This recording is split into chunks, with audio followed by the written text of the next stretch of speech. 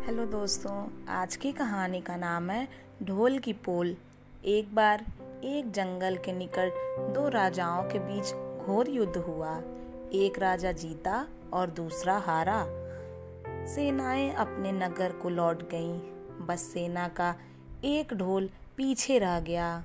उस ढोल को बजा बजा कर सेना के साथ गए भाड़ व चारण रात को वीरता की कहानियां सुनाते थे।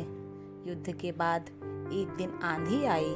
आंधी के जोर में वह ढोल लुढ़कता पुढ़कता एक सूखे पेड़ के पास जाकर टिक गया। उस पेड़ की सूखी टहनियां ढोल से इस तरह से सट गई थीं कि तेज हवा के चलते ही ढोल पर टकरा जाती थीं और ढमाढम की गुंजायमान आवाज होती। एक सियार उस क्षेत्र में घूमता था। उसने ढोल की आवाज सुनी, बड़ा भयभीत हुआ। ऐसी अजीब आवाज बोलते पहले उसने किसी जानवर को नहीं सुना था। वह सोचने लगा कि यह कैसा जानवर है जो ऐसी जोरदार बोली बोलता है। ढमाढम। सियार छिपकर ढोल को देखता रहता, यह जानने के लिए कि यह जीव उड़ने वाला है या चार टांगों पर दौड़ने वाला। एक दिन सियार झाड़ी के पीछे छुपकर ढोल पर नजर रखा था। तभी पेड़ से नीचे उतरती हुई एक गिलहरी कूदकर ढोल पर उतरी। हल्की सी ढम की आवाज हुई।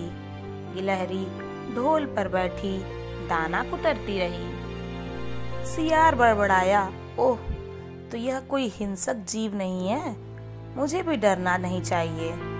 सियार फूंक फूंक कर कदम रखता ढोल के निकट गया। उसे सूंघा। ढोल का उसे कहीं सिर नजर नहीं आया और ना ही पैर। तभी हवा के झोंके से टहनियां ढोल से टकराईं। ढम की आवाज हुई और सियार उछलकर पीछे जा गिरा। अब समझ आया। सियार उठने की कोशिश करता हुआ बोला, यह तो बाहर का खोल है, जीव इस खोल के अंदर है। आवाज बता रही है कि कोई जीव इस खोल के भीतर रहता है। वह मोटा ताजा होना चाहिए, चर्बी से भरा शरीर, तभी ये ढम की जोरदार बोली बोलता है। अपनी मांद में घुसते ही सियार बोला, ओ सियारी, दावत खाने के लिए तैयार हो जा। एक मोटे ताजे शिकार का पता लगाकर आया हूँ। सियारी पूछने लगी, तुम उसे मारकर क्यों नहीं लाए?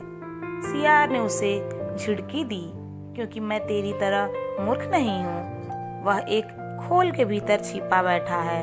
खोल ऐसा है कि उसमें दो तरफ सूखी चमड़ी के दरवाजे हैं। मैं एक तरफ से हाथ डाल उसे पकड़ने की कोशिश करता तो वह दूसरे दरवाजे से भाग न जाता। चांद निकलने पर दोनों ढोल की ओर गए। जब वह निकट पहुंच रहे थे कि फिर हवा से टहनियां ढोल पर टकराई और ढम की आवाज निकली। सियार सियारी के कान में बोला, सुनी उसकी आवाज? जरा सोच, जिसकी आवाज ऐसी गहरी है वह खुद कितना मोटा ताजा होगा। दोनों ढोल को सीधा कर उसके दोनों ओर बैठे और लगे दांतों से ढोल के दोनों चमड़े वाले भाग के किनारे फाड़ने। जैसे ही चमड़ियां काटने लगे, सियार बोला, होशियार रहना, एक साथ हाथ अंदर डाल शिकार को दबोचना है। दोनों ने हूं की आवाज के साथ हाथ ढोल के भीतर डाले और अंदर टटोलने लगे। अंदर कुछ नहीं मिला। एक दूसरे के हाथ ही पकड़ में आए। दोनों चिल्लाए, हैं, यहाँ तो कुछ भी नहीं है, और वे माथा पीट कर रह गए। इस कहानी से हमें यह सीख मिलती है, सेखी मारने वाले ढोल की तरह अंदर से खोखले होते हैं। दोस्तों, अगर आपको ये कहानी अच्छी लगी तो प्लीज़ लाइक और सब्सक्राइब ज़रूर करें।